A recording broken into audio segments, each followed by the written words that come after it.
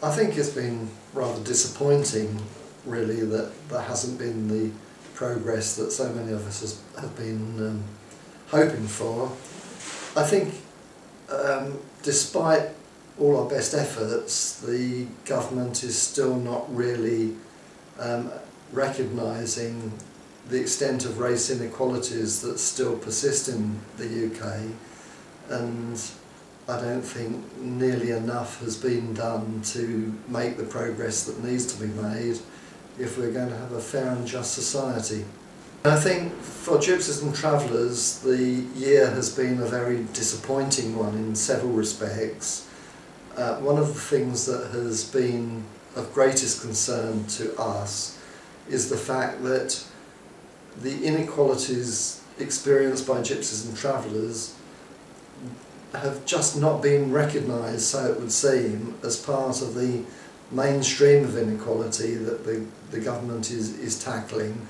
And I think an example of that is the fact that whilst there is a minister with the responsibility for race equality, that's Don Foster, in the Communities and Local Government Department, there's actually a separate minister who has a remit for travellers, not Gypsies and Travellers, just travellers. His name's Brandon Lewis.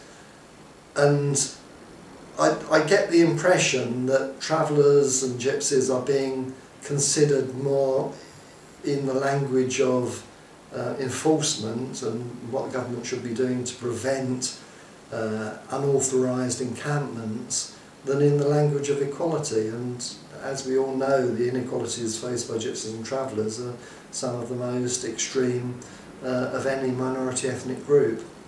One of the things that has been very encouraging to me, looking at the way the voluntary sector is moving, is, well, two things really. One is the way that black and minority ethnic organisations are working very closely together and speaking with a unified voice.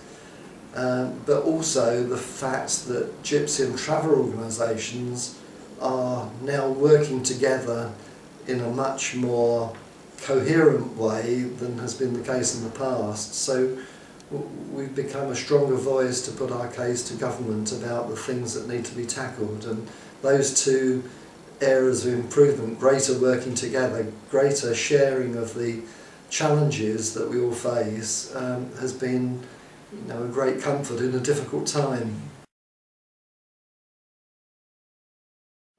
I'd like to ask the government to do three things.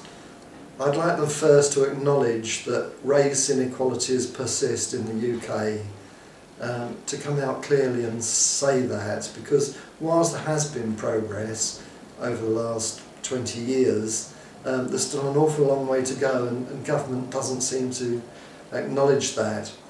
Secondly, I'd like government to acknowledge that there is a difference between integration and race inequality.